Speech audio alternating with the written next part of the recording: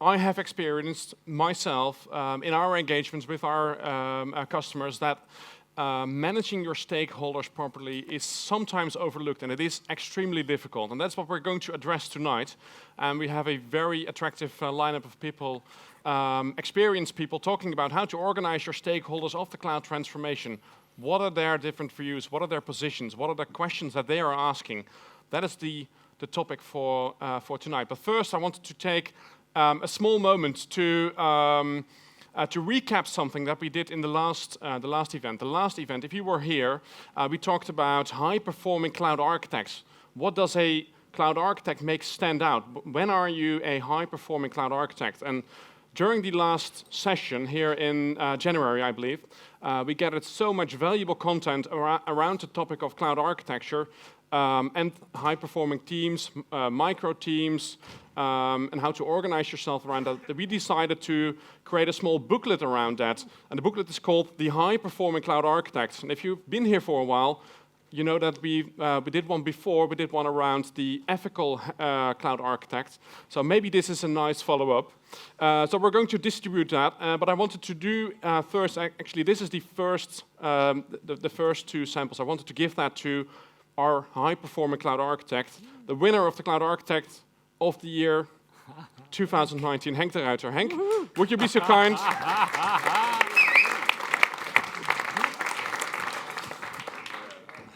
Would you be so kind to take the first one and distribute them amongst your friends? And of course, you're in it with an interview. Okay. All right. Quite on. All right. So we'll be distributing that and take that as a reference guide, maybe for how to become a high-performing cloud architect. Talking about high performance. What I wanted to do today is talk you through the program and talk you through how you can organize your stakeholders in such a way that you, as a cloud team or a cloud center of expertise, become a high-performing team as well.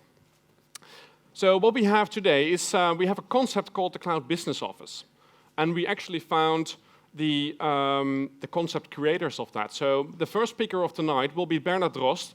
And they created together with Jonathan Allen from in his time at Capital One still then, they created this concept of the Cloud Business Office, the stakeholder group. So we'll be exploring that tonight. We have Arthur van der Wees, tech lawyer, on stage, who will be talking about the privacy perspective of the cloud transformation. What are the questions that they are getting from a privacy and a security perspective? And Fred Streveland will be talking about what is the CISO expecting from you with regards to the cloud transformation. So what is the expectation that the CISO has from you and your team with regards to the cloud transformation?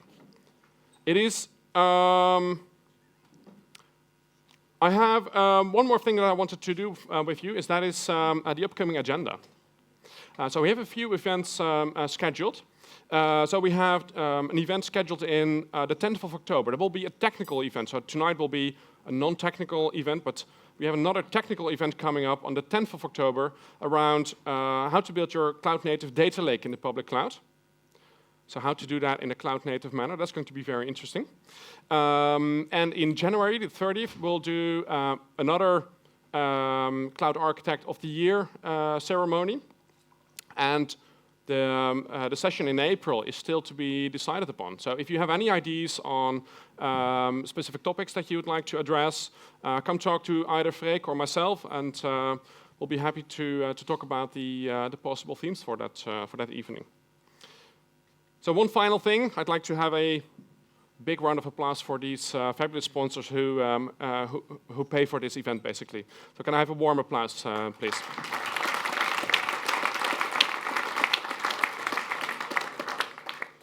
Then, without further ado, I'd like to welcome on stage Bernard Drost, currently at Cloud Technology Partners, or actually HPE, formerly Cloud Technology Partners.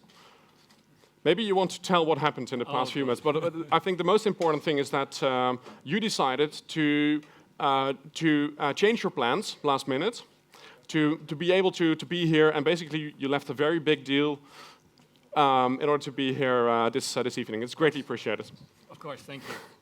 All right. All right. So thank you for inviting me, Bart. Thanks for everybody coming. 8 years ago, we started a company called Cloud Technology Partners. And 8 years ago, as you all know, there was not much of cloud. So initially, we just did a lot of consulting and advisory. What can you do? Of course, now 8 years later, I think everybody now understands what cloud is and what you can do with it. But when you go to your customers and your own organizations, I think what we've seen is that a lot of your stakeholders will not know what is coming at them. And that's kind of where we started naming this thing called a cloud business office or a cloud program office, or I think AWS calls it a CCOE, Cloud Center of Excellence. But we wanted to call it a cloud business office because it's not only technical. And so all the slides that you will see tonight are non-technical. So if you have technical questions, please shoot, but I will probably divert them back into non-technical things. Oh, and as Bart said, 2 years ago we got acquired by HPE. Maybe a very weird acquisition. They do boxes, right? Big servers, stuff like that. And we do public cloud. But of course, as everybody knows, a lot of things can't move right now. So you still need some things somewhere in the data center running on some piece of physical hardware. And ultimately, in the cloud, there is some physical piece of hardware that it runs on as well, right? So that's how it kind of works. But I think the main thing, especially the last 2 years, I spent about 20 years in the States, now 3 years in Europe, and I think that the wave is now coming here, right? I think 5 years ago, the States everything was AWS, no Azure, a little bit of Google, and now I think their Azure, AWS is kind of split, and Google is only if you want to do something totally new, right? They want that the next Facebook or the YouTube, right? So they're very different. But this is going to be as you know, the main important thing that's going to come at any company in the next probably 3 to 5 years. And how do you prepare? And that's kind of what I was trying to say with this slide.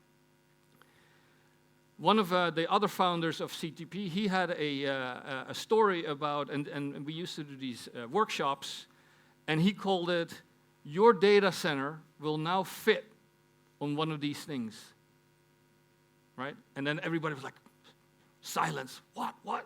I need a box, no. Everything now can be explained or created in code, right? I can create a firewall in code. I can create a server in code. My infrastructure is now actually a development project, right? So my system admin, and waar is Jos? We talked about the omhooggevallen system administrator, right? And there's no good translation in English, so I'm sorry, but it has all to do with people that used to manage a set of servers, become a manager, and all of a sudden now they have to decide, right? So they probably don't want the public cloud because then they lose what they're managing and maybe the people that they're managing. But I think this is a pretty difficult concept for a lot of people to grasp, right? And therefore, you need your organization, not only the developers, I think the developers understand they're already agile, right? But your system admins, but also your legal guys and your security guys. Everybody has to become agile, right? If you go to the cloud, okay, I want to maybe use Terraform, and maybe I want to use Terraform Enterprise. Well, guess what? You need you need a license for that, right? So you need to sign a license agreement. If I want to use it tomorrow, and it takes my legal and my purchasing department 3 months to sign them up, that means I have to wait for 3 months before I can get started, right? Your finance department likes buying things in chunks, right? Now in the cloud, today it's going to be 10,000, tomorrow is 1,000, the day after could be 100,000, right? And as you all know, if you look at the list of the invoice that you get from either Azure or AWS, you get 100,000 lines, right? Your finance department will not know what to do with it. So how do you help them on board, right? And so this is all. And I think the one thing that I was at the Haley View Congress, and I think you were there as well, and the one thing that we see people do wrong with the cloud transformation project is they focus on the technology side, right? Because it's easy. We're all kind of technical. It's an easy way to start, right? But then we kind of leave maybe some of the processes behind and maybe even the people, right? But eventually, if you don't spend, say, 33% on each of these, one of them is going to make you go slower. So if you don't have enough people to do it, of course it's going to go slower. But if your processes, as I mentioned, right, if your purchasing department takes 3 months to sign the next deal, right, then it's going to take, there's process there, right? I was at, I think it was a medical outsourcer in Nijmegen. They have a color in their name so people know who they are. They mentioned that they can actually provision a VM in 2 hours, right? But it takes them 7 days to do all the approvals, to go do all the, whatever the process is, right? Which is just crazy, right? And this is what the process is all about. So lean, agile, and for companies to actually become lean or agile is also really hard, right? People are not used to doing this, making decisions kind of while you're going. I was just at a client in London, a big stock exchange. They tried to put a waterfall process on building the landing zone. So think about that, right? So you had to do first the design, right? And then all the things had to get purchased. And then you need to do the detailed design because the original things that you were going to use were not the things that ultimately got bought, right? So we tried to put an agile process around it, and it's hard, right? And this is where if you don't have the whole organization coming with you, it really becomes a bottleneck in the end, right? And please, if there's any questions or comments, shout them out. It's not supposed to be me talking to you, but hopefully you have questions. So, Cloud Business Office. As Bart said, I think it was at Capital One where we termed this, or we termed the name for this, but basically it is, what I mentioned, right? Your supplier management. You need to sign up Terraform, or maybe you want to go use a Palo Alto firewall, right? Or some other network device. You need them on board, but you need them on board now if you need something soon, right?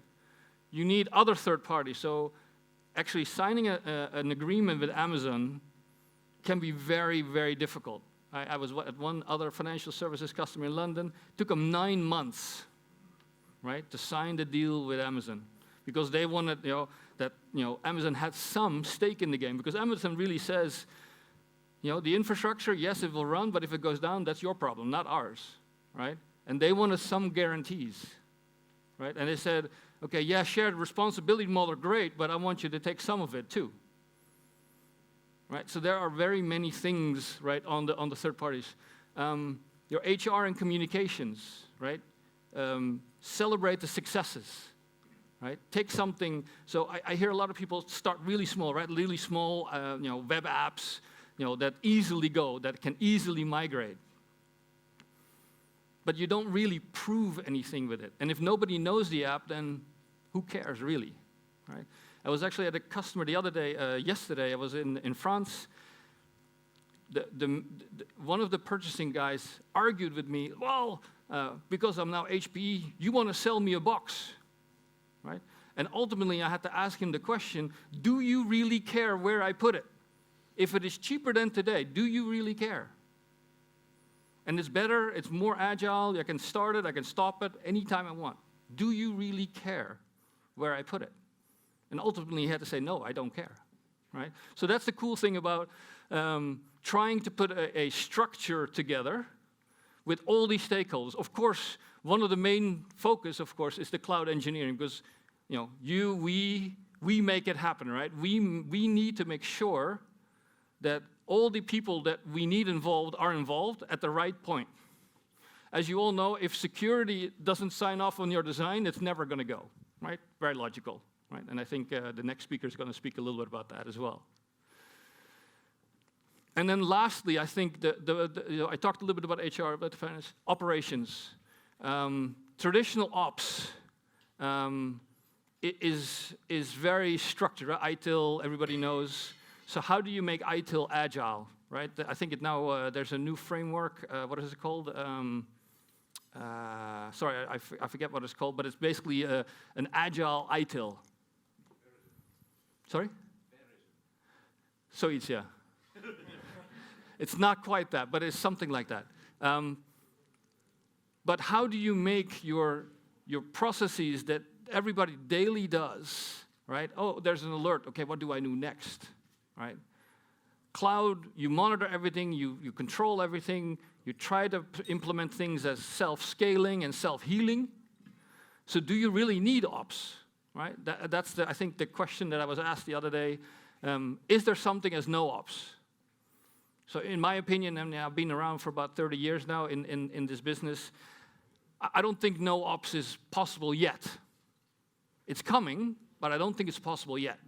Things will fall over, and especially if you just could do a lift and shift, then the crap that's on premise is the crap in the cloud, and now it's worse, right?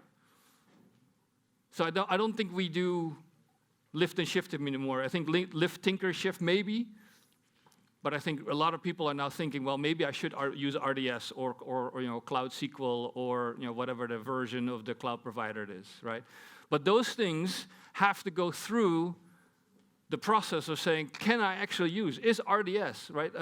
2 years ago, I think one of our esteemed colleagues at CTP, his name was Dave Linticum, he said, Lambda, because back then it wasn't secure yet, you as an enterprise, don't use Lambda.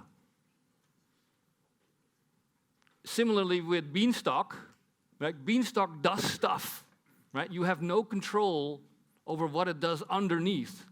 So can you really expect what it does, right? And so a lot of people says you can't use Beanstalk. So just examples, right? So that's kind of where information security, I think with GDPR, with all the new MiFID and all the new regulations on the finance side, there's lots of stuff, right? And if you don't involve these guys at the beginning and your ops guys at the beginning, now you're behind because they then have to catch up. And this is basically what this concept was that we started, was have a weekly meeting, just an update. Where are we? What are we doing? Okay, we need a decision to be made, right? Can I use RDS or not? Now there's no more issue of using RDS, but maybe the AKS, right? The Kubernetes service that was released, I think last year, I think it was. Am I allowed to use that? Because there's probably stuff underneath that Amazon does that you have no control over, right? And how do you manage the repository, and how do you scan the images, right? All that stuff. So if they're not aware what you're designing and how you're designing it, and then ultimately the guys who are now doing on-premise support and just looking at blinking lights, of course that's not true anymore, but say that they do, how would they ever be able to support that, right? A Kubernetes cluster, either on Google or AWS or Azure, right? How would they ever be able to support that? So any ideas? Have you seen things work? I always like to see if because I've seen many ways that it can work. I've seen many ways that it doesn't work. Of course, training programs is always a favorite one, but if you have people that don't want to change, then you can put them through a training program, but it still won't work, right? So have people actually seen things that they like, especially around the ops? How do you do ops in the cloud? Anything? No? Okay. Politics. Right. So, great point. So the question was, how do you deal with politics, I think, right? So if you have these stakeholders involved, then you should be okay with the politics. You're still going to always encounter people that want to keep their servers, right? Or keep their network, or keep their firewall. Absolutely, right? And you will have, I think, my advice there is go to the business, right? They want it. They want it faster, they want it now, and they want new features tomorrow. I didn't say how do you deal with it, Mm-hmm. but I say I'm missing it from the picture. I'm missing business. So your app, that's your app owners, right? All the way up top. So I think it's far more overarching. Okay. Because at the end, it's about the business transformation. Sorry. Thanks. Yeah. At the end, it's about the business transformation Mhm. and not about an IT transformation. True. So I'm missing the business. This is all staff and IT. IT finance, it's the chargeback mechanism Yeah. at IT. Mhm. I'm missing the representation of the business. Okay. Because at the end, I think if we are sitting here, let's say in 3 years, Mhm. it's not an IT thing anymore. True. It's a business thing. Yep. And we better get those guys on board to keep our place Great in point. some sort of way. Mhm. Otherwise, we're missing the whole thing altogether. I'm in IT for close to 30 years, Mhm. and I think we are just like Venus and Mars, like business and IT. Right. We can't bridge that gap. That's impossible. So we better think from a business perspective and act as an internal MSP Mhm. for the years to come. Yep. Or start with an MSP and take the huge IT depth we have at all the customers Mhm. and fix it. Otherwise, there's no way to fix it. Great point. Great point. And I think what we were trying to represent the business as was kind of the application owners. It's not quite true. You're right. But you're absolutely right. And I think that's a great addition to add is just purely a business function. Great. Okay. So please explain. Can we give the gentleman a microphone? He was missing the politics. Well, yes, but maybe he can explain a little bit. So I've been in these kind of projects too, Yeah. setting up Cloud Center of Excellence, CCCs, whatever you call it. Yeah. And what I see failing with organizations is, well, of course you need to cover this, Mhm. but what I see failing in organizations is that the CEO of a certain company comes and say, hey, we have a major opportunity. You need to drop everything you have Mhm. because this goes first. Mhm. And then your whole idea about this cloud business office fails big time. How do you cover that? That's Okay. my question, because I don't see it in this circle of life. Circle of life, Cloud yes. life. That's a great point. And I think inherently, big companies always have big projects going on, right? So if you have SAP, you need an upgrade. Half your company is going to go do the SAP upgrade, right?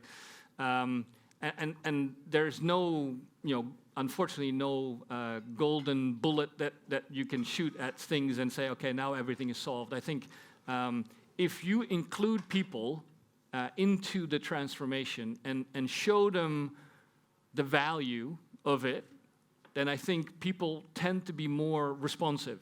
If it's more top-down, today you're doing this, tomorrow you're doing that, then then I think you're missing the point. But you already knew that, of course. But you never know. People are weird in that sense, right? Some people say, "Oh, I'm full in." Other people say, "I don't want it at all." And how do you bridge the gap? And it's a really good point. And I unfortunately don't have an answer, but I love to hear how you've dealt with it, and maybe you have some great insights. Yeah, very much true. People are self-centered, so the thing is that they only pick up from what's in it for them, and that's the difficult part of the whole thing. Is that you can create all these kind of things which are great, and I use them too. Right. In my projects, but you still have to convince people doing things different. Absolutely, Yeah. absolutely. And I think inherently the agile process, right, tries to help with that, because what you try to do, especially around if you focus on the app owner in this case, right? 10, 20 years ago, we built something based on specs. And we threw it over the wall, people tested it, and then you threw it over the wall. Here, business, here's your app, right? And then they said, well, that's not what I wanted. I wanted that. Well, it says like that in the spec, right? So I think the agile process inherently, because you're much more iterative and you do it with the people, you include the people, I think you usually get to a better result. And so I think if you're taking that approach also with a digital or cloud transformation, and I think most people, unless you're not following what's going on in the news, I think people understand that cloud is here and it's here to stay. And if you don't go now and you jump on board, then probably in half a year or a year, you're probably irrelevant, right? So I think it's dawning on people. So I think it's becoming easier. But still, for people to change from being a sysadmin to now maybe a cloud full stack or DevOps or whatever you want to call the new thing that they need to do is a huge change for them, right? And for some people, they can't, right? It's just a fact of life. And then you need to find what do you then do with those people, right? And it's a very complex. But when we did the BPOs, what was it, 10 years ago to India, a similar trend happened as well. I have 8 minutes. Great. So really, and again, I think, let me go to this slide. It's very busy, and it's one of those, and of course I had to put an HPE slide in there, because this is the whatever, but doesn't matter. So what actually does it do, right? So what does it do? It really helps, and this is the main point, it helps with decision making. I think when you start a cloud program, there's a million decisions that you make, right? Are you going AWS? Are you doing lift and shift? Am I going to use Terraform if you go really deep down? Am I going to use serverless? Which cloud? So there's so many decisions that people actually face. And I think most big companies at least have now said, well, we want to dabble first in one of the 3 clouds. But then still, if you want to be, say, multi-cloud, then do you use the native tooling in the cloud, right? CloudFormation or Azure DevOps or whatever the version is called. But that's really what this kind of organizational structure is for, decision making, right? How do you make decisions in an agile way quickly? I think the second main point is how do you communicate what you're doing? What's the best way, easiest way? How do you get people on board? The whole politics kind of thing, what we were discussing. How do you get people on board? How do you get people enthusiastic about it? Sorry, I'm standing in your way. And I think the last major thing is the cultural change. Cloud touches everything, right? You saw the bubble and there's a few things missing, thank you. But it touches your whole organization.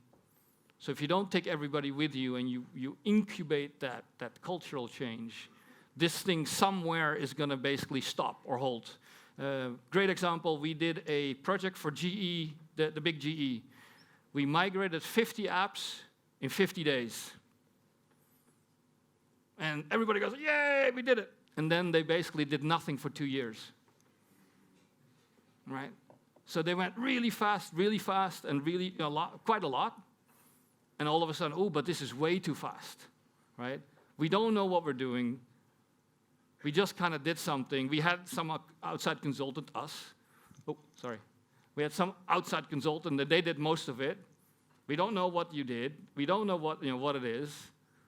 So they basically sat around for 2 years to decide, okay, what are we going to do next, right? So those are really interesting, examples of if you don't take the whole organization with you, right? These things will happen. You see a whole bunch of stuff there.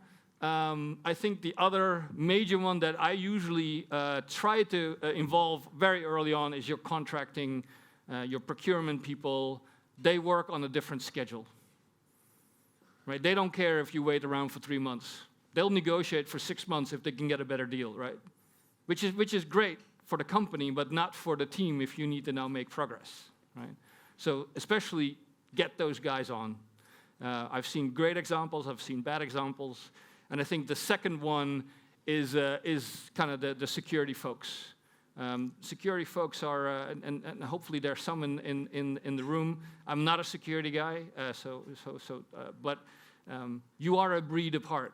You are very different. The way you do things, the way you talk, you have your own language, and so if you don't involve them early and have people that can talk their same language as they do and say, this is what we're going to do, we're going to use your same controls. The only thing is we're going to implement them differently and maybe use different tools, but inherently they're going to do the same thing. And let me show you how it does it.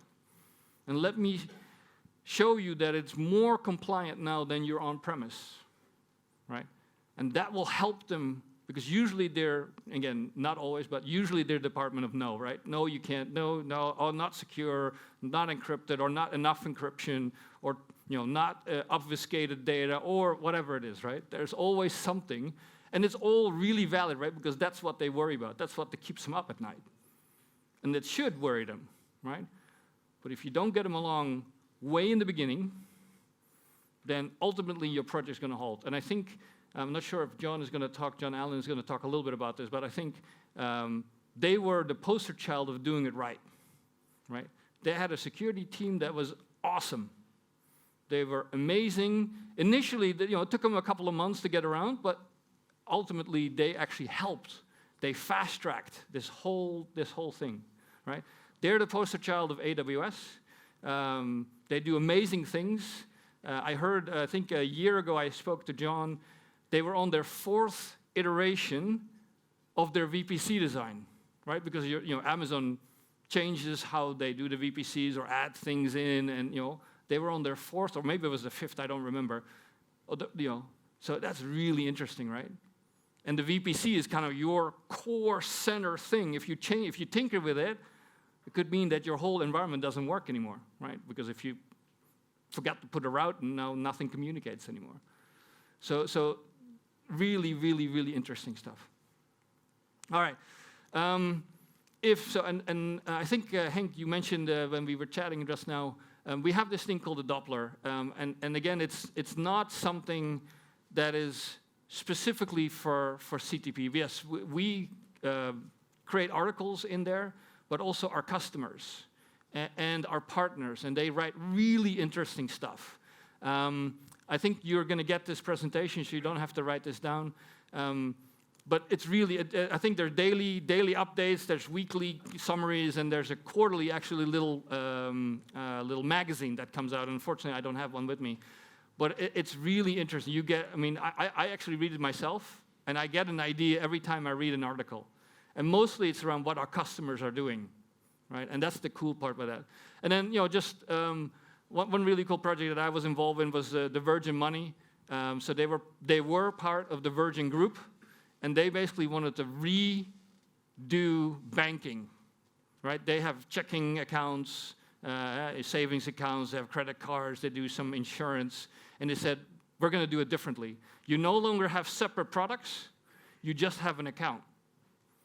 And what you do is you earmark certain amounts as saving, and certain amounts is for your checking because you need to pay your bills. And certain amounts are pre-done because you have a credit card, so you need to, right? So that was their idea. And they found a partner, I think they were called 10X, that had built a platform on AWS with that concept in it. But what they didn't want this other partner to do was do the analytics on their customers, right? So we helped them build, a data lake, some AI, some, all kinds of really cool technologies on AWS. The bad part about this particular project is that they got acquired by a bigger bank, Clydesdale Bank, and they said, gone, right? So the good thing is, we learned a lot. I think they learned a lot. The people there were actually a sponsor. They sponsored us at one of the AWS summits in London. Really cool folks, really knowledgeable about what their business was. And the interesting thing was they had three types of analytics they ultimately are doing now with this analytics engine. They're doing the customer analytics, so what is my buying behavior? What do I, how much do I spend? So just to pre-allocate. The second one is operational analytics. So how's my environment running? Because inherently, it's the same type of data. You can do the same in analytics. And the third one, which was added recently, was exposure analytics, right? They're a bank, right? So if I have savings and there's a bank run, they need to be able to cover, I think it's 40% in the UK, they need to be able to cover 40%. So what is their exposure risk, right? And they all did it with the same engine. Okay, I have 15 seconds. Any questions? Of course, there were a lot of questions already, so that was good. But So, Bernard, I have a question for you. I've learned from personal experience that if you're asking this group of people to make informed decisions about, for example, setting the priorities of the transformation, that telephone. so how do you keep this group on track? How do you make sure that they set the priorities right, whether they're acting on the ongoing transformation, the ongoing cloud transition program, or are they going to act on a torpedo that's coming from the right? One, you need a really good project manager or scrum master, whatever, but you need somebody who is on top of all the things. And the interesting thing is, and I mentioned, right, that in big businesses, there's always this big, either SAP upgrade or Oracle upgrade, right? There's always these competing things. So there is this thing called a program manager that sits on top, and that person knows everything that's going on in the company, right? And they will make sure that the things that are important are on the agenda, right? And that's how you try it. And again, not always it works, because there are lots of secrets in a lot of companies, right? Because people do things, behind the scenes. But eventually it'll come out. And I think that's one of the key success factors of a CBO, is that you need a really good program, Scrum Master, Agile program, whatever you want to call this person. But yeah, you will need somebody like that. Otherwise, it's never going to work. So one, Thank yeah, Bernard, maybe to add to that. So as you know, I implemented a variation of this at Aalbergs. I called it the Cloud Onboarding Office. And one of the first things I did is that I changed the current processes that were going on the data center side, so that the central team also had a say and authority on all the other projects going on. Excellent. And that was the way to stop parallel priorities and to route everything through the central cloud office. Perfect. And that really helped. So Great suggestion. Yeah. Great suggestion. Thank you, Henk. Questions, anyone? Perfect. Well, I'll be here, so I'm sitting right over there. So if you have any questions, come along. All right. Thank you. Graag gedaan.